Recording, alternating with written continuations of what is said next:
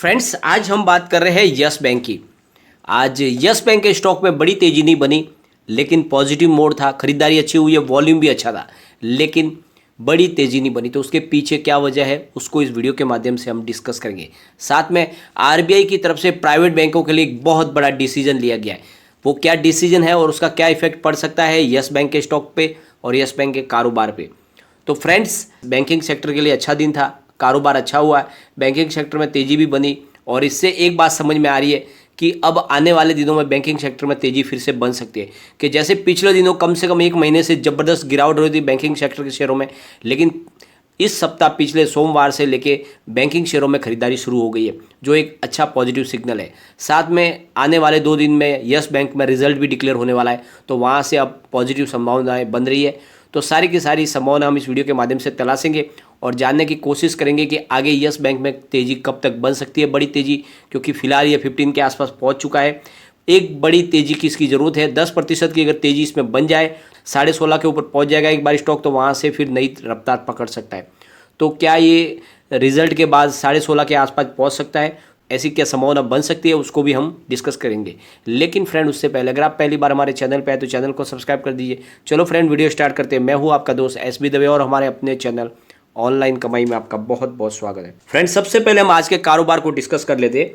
आज yes bank का stock 14.80 पर ओपन हुआ। हाई बनाई इसने 15.05 की और लो में चला गया 14.75 के, और एंड में जो क्लोजिंग दी वो है 14.80 पर, करीब 0.34% अप पर क्लोजिंग दी है। यानी लगभग फ्लैट क्लोजिंग ही है, कोई बड़ी तेज़ी नहीं बनी है इसमें। और लेकिन आज इस 15 के ऊपर क्रॉस करके चला गया था। ये एक अच्छी बात है, एक पॉजिटिव सिग्नल है, मतलब वैल्यूबल बाइंग हो रही है, लोग खरीदारी भी कर रहे हैं, इसीलिए इसकी प्राइस बढ़ रही है। लेकिन सामने प्रॉफिट बुकिंग भी आ रही है और इस वजह से फिर से प्राइस थोड़ी नीचे आ रही है। लेकिन ये ज़्यादा दिन चलने वाला नहीं है, क्योंकि यस बैंक के अंदर काफ़ी अच्छे वॉल्यूम के साथ में कामकाज हो रहा है। एक बार वॉल्यूम की बात कर लेते हैं। बीएससी के अंदर 1,21,12,000 का वॉल्यूम हुआ और सामने 46,49,000 की डिलीवरी उठाई गई। डिलीवरी का परसेंटेज है 38.39%। अच्छी खासी डिलीवरी बीएससी में उठाई गई है। एनएससी की बात कर लेते हैं। 6,88,61,000 का वॉल्यूम हुआ और सामने 2,78,30,000 की डिलीवरी उठाई गई और डिलीवरी का परसेंटेज है 40.42%। तो फ्रेंड्स, बहुत ही अच्छी डिलीवरी बेस काम हो रहा है और इस वजह से आगे हमें लग रहा है कि तेज़ी इसमें आराम से बन सकती है। फिलहाल लोग शॉर्ट टर्म में ही प्रॉफिट बुक कर रहे हैं। थोड़ा सा अगर किसी को 50 पैसे का भी अगर फ़ायदा होता है तो वो अपना प्रॉफिट बुक करे। जैसे कि आपको पता ही है, कल के दिन में इसमें करीब 5% की तेज़ी बनी थी एक दिन में, तो लोग अब अपने इसमें थोड़ा सा प्रॉफिट बुक करना लगे और इसी वजह से थोड़ी सी प्राइस नहीं बढ़ पाई। लेकिन आगे संभावना तेज़ी की बन रही है। और सबसे बड़ी बात, 2 दिन के बाद इसका रिजल्ट डिक्लेयर होने वाला है और इस बार रिजल्ट हमें विश्वास है कि अच्छा आएगा। और जैसे रिजल्ट अच्छा पॉजिटिव आएगा तो वहाँ से तेज़ी की संभावना इसमें जरूर बनेगी और यस बैंक के स्टॉक फिर से आपको 20 के ऊपर जाता हुआ दिखाई दे सकता है। फ्रेंड्स, सबसे बड़ी बात, जैसे कि आपको पता ही है, यस बैंक को डुबाने में सबसे बड़ा जो हाथ था वो था यस बैंक के फाउंडर और प्रमोटर राणा कपूर का। राणा कपूर ने एक छत्र राज अपना स्थापित कर लिया था यस बैंक के ऊपर और उन्होंने बहुत बड़े बड़े घोटाले किए। तो ऐसे घोटाले भविष्य में फिर से ना हो, फिर से कोई यस बैंक बन न पाए, और इसलिए आरबीआई ने एक बहुत बड़ा फैसला लिया है।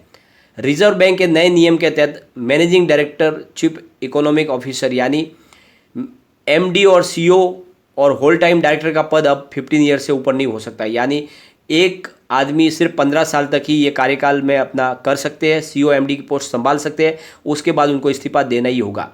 रिजर्व बैंक ऑफ इंडिया ने भारतीय बैंकिंग सेक्टर को लेकर नया नियम जारी किया है। आरबीआई गाइडलाइंस बैंकिंग गवर्नेंस से जुड़ी है। यह guideline private banks, small finance banks और विदेशी बैंकों के सब्सिडीज पर लागू होगी। अगर कोई विदेशी बैंक भारत में ब्रांच चला रहा है तो यह सर्कुलर उस पर लागू नहीं होगा। रिजर्व बैंक के नए नियम के तहत सीईओ और एमडी और होल टाइम डायरेक्टर का जो पद है वो 15 ईयर से ज़्यादा नहीं हो सकता, उनको अपने पद से इस्तीफा देना ही होगा। यानी जिस तरह से किसी भी एक आदमी का पूरी तरह से कंट्रोल नहीं रह सकता बैंक के ऊपर, यानी 15 ईयर के बाद उनको वो पद छोड़ना ही होगा। और रिजर्व बैंक के सर्कुलर में कहा गया कि अगर किसी एमडी, सीईओ और डब्ल्यूटीडी के 15 साल पूरे हो जाते हैं तो उसे उससे पहले ही उस पद से हटना होगा। उनकी दोबारा नियुक्ति तभी संभव हो पाएगी जब बैंक का बोर्ड इस बारे में कोई फैसला लेता है। अगर बैंक का बोर्ड यह फैसला ले भी लेता है तो दोबारा नियुक्ति होने में कम से कम 3 साल समय लगेगा, यानी फिर से उनको उसी पोस्ट पे अब रीअपॉइंट करने के लिए 3 साल वेट करना होगा। उसके बाद में ही फिर से चाहे तो बोर्ड उनको अपॉइंट कर सकता है। इसके अलावा भी कई तरह के अन्य कंडीशंस है। इन 3 सालों के दौरान वह शख्स बैंक के ग्रुप एंटिटीज़ के साथ सीधा या परोक्ष रूप से जुड़ा नहीं रह सकता, यानी जो 3 साल का समय होगा उस दौरान वो किसी भी तरह डिसीजन मेकिंग प्रोसेस में शामिल नहीं हो सकते, उनको उस ग्रुप से बाहर रहना होगा। प्राइवेट बैंक के एमडी और सीईओ के लिए अधिकतम उम्र की सीमा 70 साल है, उसको बरकरार रखा गया है। हालांकि बैंक का बोर्ड ऑफ डायरेक्टर्स इस संबंध में फैसला लेने के लिए स्वतंत्र होगा। इंटरनल पॉलिसी के अंतर्गत बैंक का बोर्ड रिटायरमेंट की उम्र के सीमा को कम कर सकता है, हालांकि उसे 17 ईयर से ज़्यादा करने का अधिकार नहीं है, यानी वो चाहे बोर्ड तो उम्र को घटा सकता है लेकिन 70 साल से ऊपर बढ़ा नहीं सकते। अगर मैनेजिंग डायरेक्टर या होल टाइम डायरेक्टर, जिसको WTD कहते हैं, बैंक का प्रमोटर या बड़ा शेयर होल्डर है तो वो पद पर 12 साल से ज़्यादा नहीं रह सकता। ये इसमें एक और बड़ा क्लोज है, यानी वो खुद अगर प्रमोटर है बैंक के तो उनके लिए समय सीमा 12 साल है। विकट परिस्थितियों में इन कार्यकाल को 15 साल तक बढ़ाया जा सकता है, यानी बहुत कोई क्रिटिकल कंडीशन हो जाती है तभी 15 साल किया जा सकता है, वरना 12 साल के बाद उनको उस पद से इस्तीफा देना ही होगा।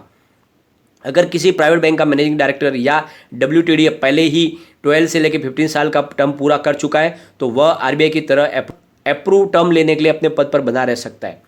तो एक बड़ा अच्छा निर्णय लिया गया RBI की तरफ से, क्योंकि पिछली बार बहुत सारे घोटाले निकल के आए, प्राइवेट बैंकों ने काफ़ी गड़बड़ की है। फ्रेंड्स, जिस तरह से सरकार ने आगे अपनी मंशा जाहिर कर दिया कि वो काफ़ी जो PSU बैंक है उनको भी प्राइवेट करने जा रहे, तो वो प्राइवेट सेक्टर को बहुत ज़्यादा मजबूत करने चाहते हैं।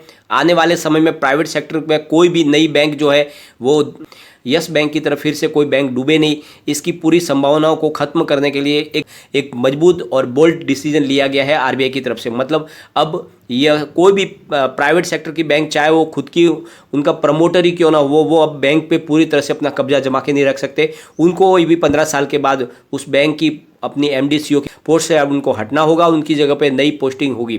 तो एक तरह से जो घोटाले होते हैं, जिस तरह से वो मोनोपोली करके अपने डिसीजन लेते हैं, वो डिसीजन नहीं ले पाएंगे। तो एक बहुत अच्छा निर्णय लिया गया है जो प्राइवेट बैंकों के लिए बहुत ही अच्छा है, उनकी सेहत के लिए अच्छा है।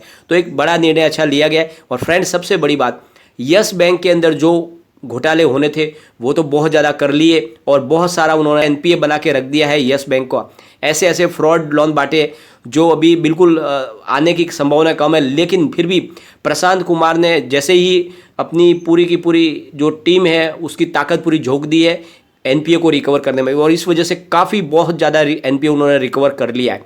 और जिस तरह से उनको विश्वास है कि आने वाले समय में हम कम से कम 50% तो इसका NPA रिकवर कर ही लेंगे, जो एक बहुत बड़ा निर्णय ये साबित करता है कि आने वाले समय में यस बैंक का काफ़ी NPA रिकवर हो जाएगा। साथ में यस बैंक अपनी तरफ से कोशिश भी कर रही है कि वो फिर से एक बैड बैंक अपनी तरफ से बना सके। पिछली बार उनका प्रपोजल रिजेक्ट हो गया था, तो उन्होंने अब फिर से 2 बड़े जो कैपिटल मैनेजमेंट के साथ मिलकर फिर से एक नई शुरुआत करने जा रहे हैं। तो किसी भी तरह से प्रशांत कुमार चाहते हैं कि इस पुराने झंझट से छुटकारा पाया जाए और नई शुरुआत की जाए यस बैंक की। और यस बैंक का कारोबार जिस तरह से पटरी पे आया हुआ है और जिस तरह से क्रेडिट कार्ड के बिजनेस में वो लगातार अपनी परफॉर्मेंस अच्छी बना रहे, दूसरी प्राइवेट बैंकों से काफ़ी आगे निकल गए क्रेडिट कार्ड को देने में और लोन बांटने में भी बहुत आगे है, और इस वजह से यस बैंक का कारोबार आगे बढ़ेगा। फिलहाल जो है स्टॉक में तेजी नहीं बनने के पीछे वजह यह है कि बहुत भारी वॉल्यूम के साथ में इसमें कामकाज होता है। फिलहाल वॉल्यूम के मामले में फिर से ये 1 नंबर 2 नंबर पे आ चुका है, तो भारी वॉल्यूम के बीच में बड़ी तेजी तो बननी मुश्किल है, लेकिन बहुत जल्द इसमें तेजी जरूर बनेगी और जैसे ही इसका रिजल्ट पॉजिटिव आएगा तो संभावना अच्छी बनेगी। और मैं आपको बोलता हूं कि आपने अगर यस बैंक में निवेश किया है तो थोड़ा सा आपका नजरिया लंबा रखें, इसमें आपको बिल्कुल लॉस नहीं होगा, बहुत अच्छा प्रॉफिट मिलेगा। ये आने वाले समय का मल्टीबैगर स्टॉक है, ये बात साबित होगी आने वाले समय में। थोड़ा सा धैर्य रखना होगा, अभी सिर्फ 1 साल हुआ है बैंक को फिर से SBI के हाथ में आने के बाद, तो थोड़ा सा इसको समय देना होगा। लेकिन फ्रेंड, कोई भी इन्वेस्टमेंट करने से पहले अपने फाइनेंशियल एडवाइजर से एक बार एडवाइस ले ले या अपना खुद का रिसर्च करें, क्योंकि मैंने वीडियो आपके एजुकेशनल पर्पज के लिए ही बनाए। वीडियो पसंद आए तो लाइक शेयर जरूर कीजिए और चैनल को सब्सक्राइब कर दीजिए। Thank you friend.